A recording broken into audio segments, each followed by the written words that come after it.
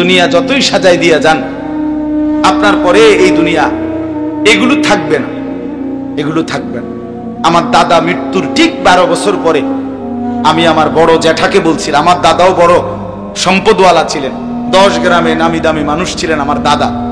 হালের বলদ ছিল দাদার অনেক, বড় গৃহস্থওয়ালা ছিলেন, জমি জামা চাষাবাদ করতেন, অনেক বড় বাড়ি। ঠিক গুনা 12 বছর পরে আমার বড় জ্যাঠাকে বলছিলাম, জ্যাঠা আমার দাদার রেখে যাওয়া এত বড় বাড়ির স্মৃতিস্বরূপ আপনার কাছে আছে এমন একটা কিছু আমারে দেখান, একটা লবণের বাটি, কাচের প্লেট, একটা গ্লাস, জগ, মগ, কিছু একটা। বিশ্বাস করেন আমার জ্যাঠা চোখের পানি ছেড়া দিছে, দেখে বলছে, ভাতিজা তোরে দেখাইবার মতো আমার বাপের কোনো কিছুই আমার কাছে কিচ্ছু নেই, একটা নুনের বাটিও নাই। এজন্য কোনো মা বাপ তার সন্তানকে ওই ঘর করে দিয়ে গেছে, বাড়ি করে দিয়ে গেছে, খাট বানাইয়া সোফা বানাইয়া করে দিয়ে, এটি থাকতো না রে বাপ।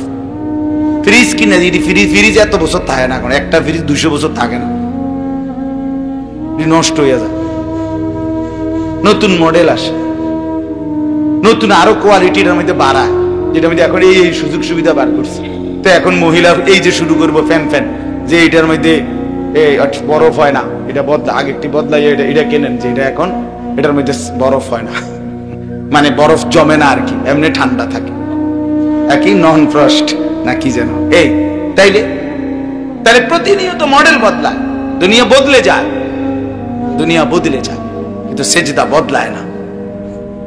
আজকের এই এক সেজদা, আল্লাহ কসম, রব্বুল আলামিন হাসরের ময়দানে জান্নাতে আল্লাহ তাআলা নিজ হাতে বলবে, বান্দা এটা তোমার এই সেজদার পুরস্কার। আল মাল ওয়াল বানুন জিনাতুল হায়াতিদ দুনিয়া। আল্লাহ তাআলা বলেন, সম্পদ, সন্তান এগুলো শুধুই কেবল দুনিয়ার সৌন্দর্য। ওয়াল বাকিয়াতুস সালিহাত, বাকি থাকবে একমাত্র আস-সালিহাত, সমস্ত নেক আমল, সমস্ত নেক আমল, সমস্ত নেক আমল। দুনিয়ার সবটাই শেষ হবে বান্দা, কিন্তু সেজদা, জিকির, তেলাওয়াত, তাসবিহ, কান্নাকাটি, তাহাজ্জুদ, আওয়াবিন, ইশরাক, দান, সাদাকা, গুনাহ থেকে বাঁচা, এটাই টিকে থাকবে একেবারে অনন্তকাল, আখিরাত জান্নাত পর্যন্ত। এই জন্য অনুরোধ করলাম, সন্তানরে নষ্ট করেন না, সন্তানরে বরবাদ করেন না, সন্তানকে দিন শিখাবেন। একজনও একটা বাচ্চাকেও, ছেলে কেউ না, বাপ মেয়ে কেউ না, কাউকে বঞ্চিত করেন। মুসলমানের ঘরে জন্ম নিয়া কোন মুসলমানের বাচ্চা যদি আল্লাহর কোরআন পড়তে না পারে, তার চাইতে বড় বদনসিব, দুর্ভাগ্য আল্লাহর কসম আর কিছু হইতে পারে না। মালিকরে চেনে না, সেজদা চেনে না, আল্লাহর কালাম পড়তে পারে না। হায় বেটা, তুমি তোমার সন্তান কি বানাইলা? এই অমানুষ কেন বানাইলা? কি করলা জীবন, কি করলা জীবন?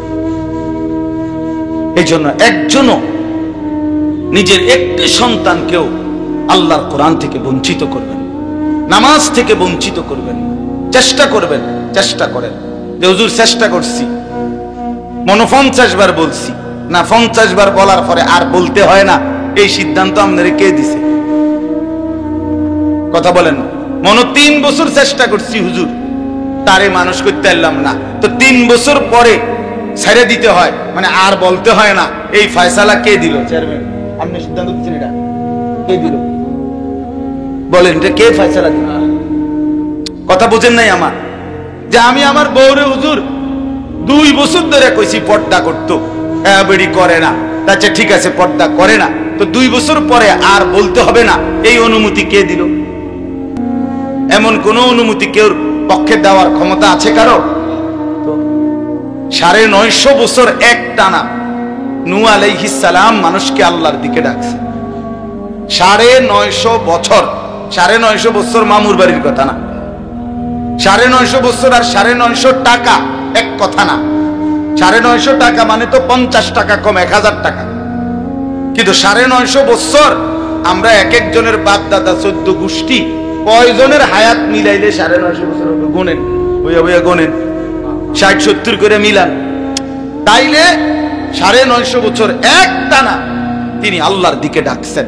কিন্তু 950 বছর পরেও যেদিন নৌকাটা ছেড়ে দিবে, তুফানের পানি উঠে গেছে, পানি দেখা যায়, ওয়াফারাত তান্নুর, চুলার মধ্য থেকে পানি উঠে গেছে, পানি বের হয়ে গেছে, নৌকা উনি ছেড়ে দিবে, ওনার লোকগুলোরই উঠাইয়া ফেলছে নূহ আলাইহিস সালাম।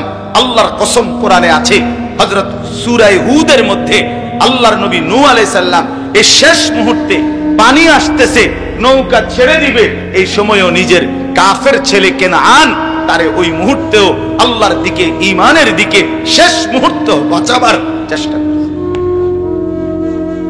ইয়া বুনাইয়ার কাম মা'ানা, ছেলেটাকে বলছে বাপ আয় না, কালেমা পড়ে, ঈমান পড়ে শেষবারের মতো বলছি বাপ আমার নৌকায় উঠে আয়, ডুবে যাবি বাপ।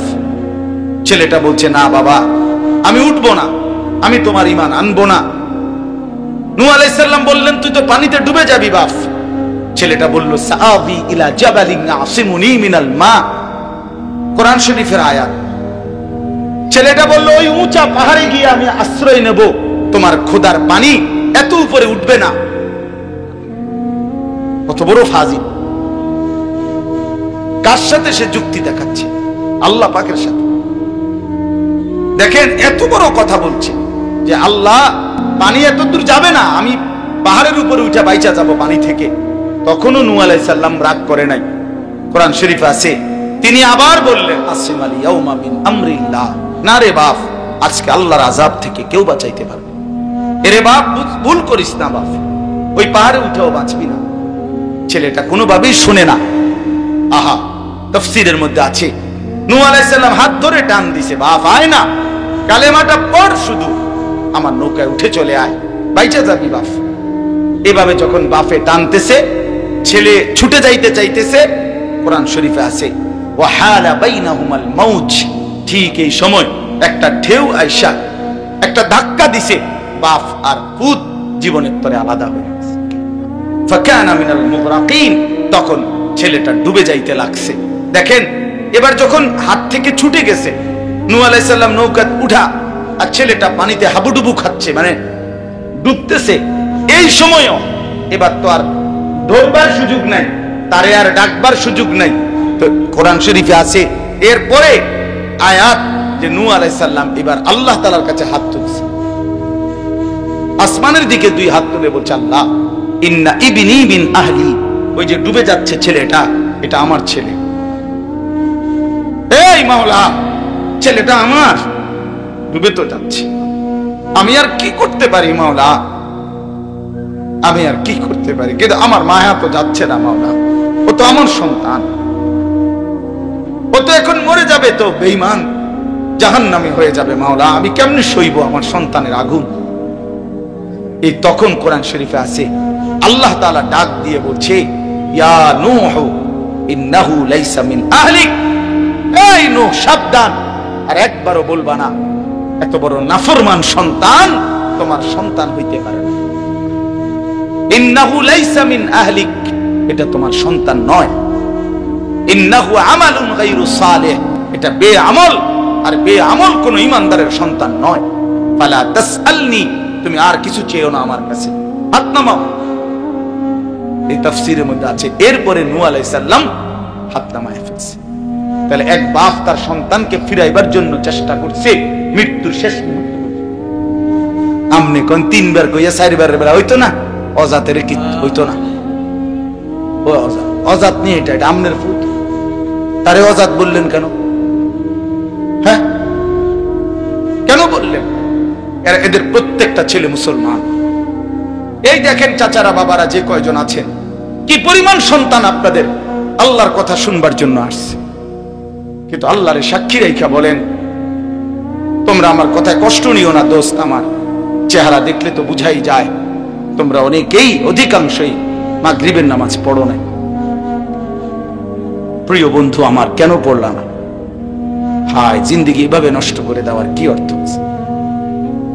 চেহারা দেখলেই তো বোঝা যায় দিনের পর দিন নামাজ পড়ো না।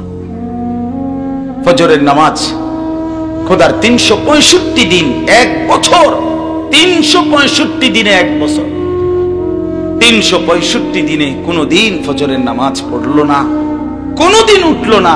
হায় মুসলমানের সন্তান এত বড় জানোয়ার কেমন বলেন চাচা? মুসলমানের বাচ্চা এইভাবে আল্লাহরে কেমনে বলি? কোন মা তারে দুধ খাওয়াইলো, কোন বাপ তারে লালন পালন ওই এভাবে আল্লাহকে ভুলে গেল কেন? 365 দিনে কোনদিন মনে পড়বে না আল্লাহর কথা? কোনদিন পড়বে না? আল্লাহ তাআলা কোরআন শরীফে আছে, আলাম ইয়ানি লিল্লাযীনা আমানু আন তাখশা কুলুবুহুম লিযিকরিল্লাহ। আমার বান্দা, এই ঈমানদার, আমি আল্লাহর ভয়ে, আমার স্মরণে, আমার জিকিরের জন্য তোমার দিলটা নরম হওয়ার সময় আজও কি হয়নি বান্দা?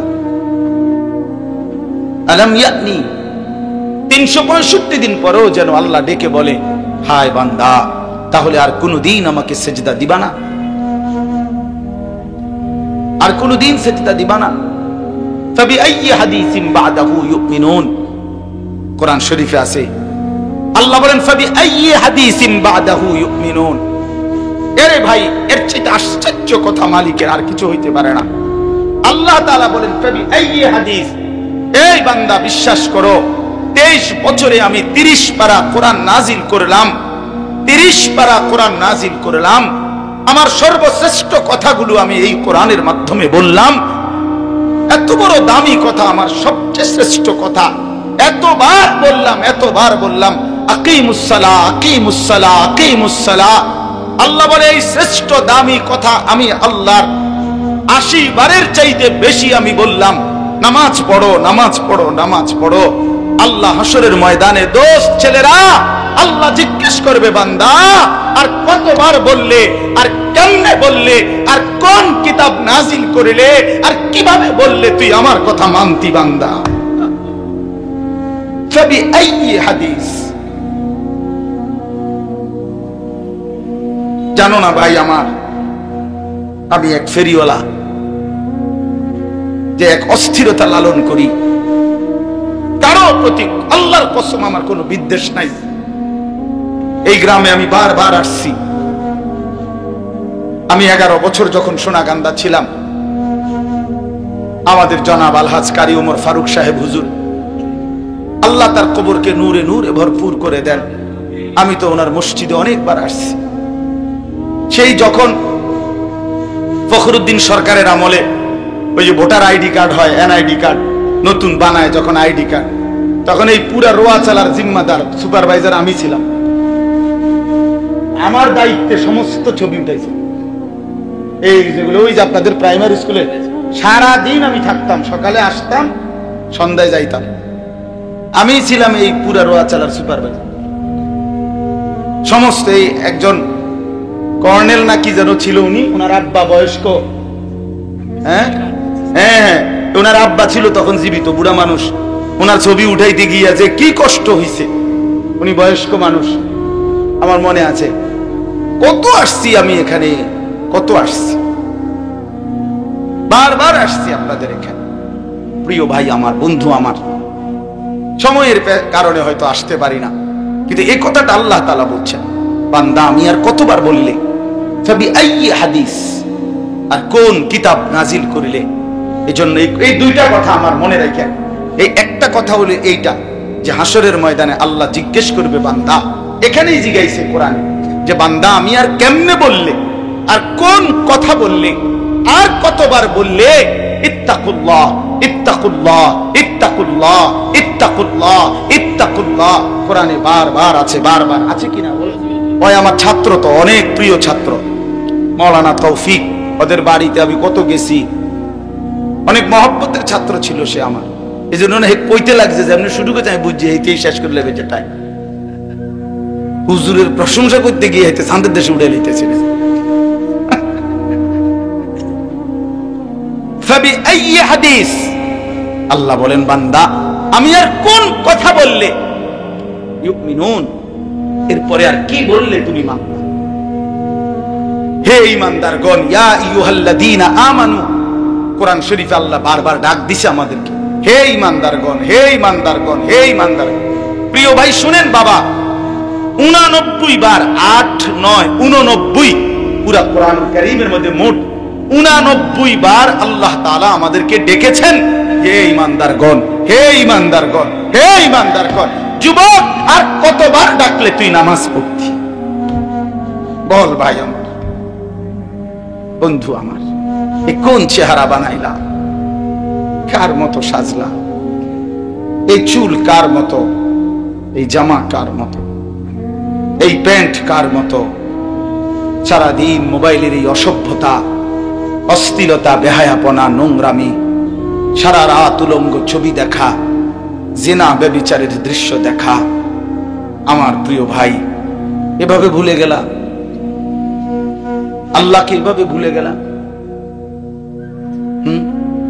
আর একটা কথা হলো, রাসূলুল্লাহ সাল্লাল্লাহু আলাইহি ওয়াসাল্লাম, প্রিয় নবী সাল্লাল্লাহু আলাইহি ওয়াসাল্লাম হাশরের ময়দানে উম্মতকে ডাক দিয়ে বলবে, উম্মত তুমি জানো না উম্মত, আমি 23টা বছর একটানা কাঁদছি তোর জন্য।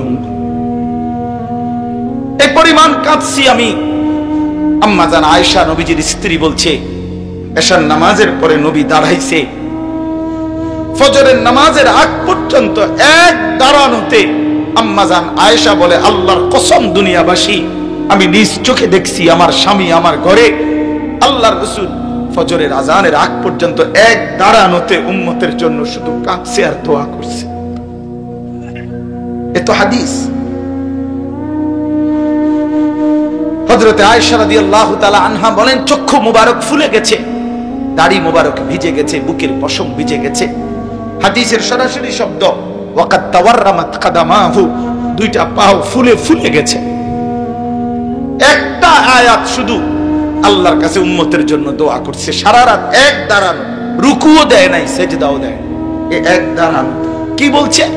ইন তুআযিবহুম ফাইন্নাহুম ইবাদুক ওয়া ইন তাগফির লাহুম ফাইন্নাকা আনতাল আজিজুল হাকীম। এই কথাইটা আল্লাহর কাছে বারবার এই কথাইটাই বলছে। কি অর্থ? কি অর্থ বলছে, আল্লাহ মাওলা, এই আমার উম্মত তো আপনার বান্দা, আমার উম্মতের অপরাধের কারণে, পাপের কারণে আপনি যদি তাদেরকে শাস্তি দেন, আযাব দেন, ইন তুআযিবহুম, আপনি যদি তাদেরকে আযাব দেন, আপনি দিতে পারবেন, ফাইন্নাহুম ইবাদুকা, কারণ এরা তো আপনার বান্দা, আপনি বানিয়েছেন, তো আপনি যাকে বানাইছেন আপনি তো তাকে ইচ্ছে করলে শাস্তি দিতে পারবেন, আপনারে বাধা দিবে কে? কিন্তু ওয়া ইন তাগফির লাহুম, নবী চোখের পানি ফেলতে ফেলতে বললেন, কিন্তু মাওলা, আপনি তো আমারে খুব ভালোবাসেন, আপনি তো আমারে অনেক আদর করেন, আমি আপনার হাবিব, আমি আপনার মাহবুব, আপনি আমার জন্য নাকি সব বানাইছেন, আমার দিকে চাইয়া যদি আমার উম্মতরে মাফ করে দেন, ফাইন্নাকা আনতাল আজিজ, তাইলে বলেন বন্ধু, বলেন মাওলা, আপনারে বাধা দিবে কে? আপনি তো সেই ক্ষমতাটাও রাখেন।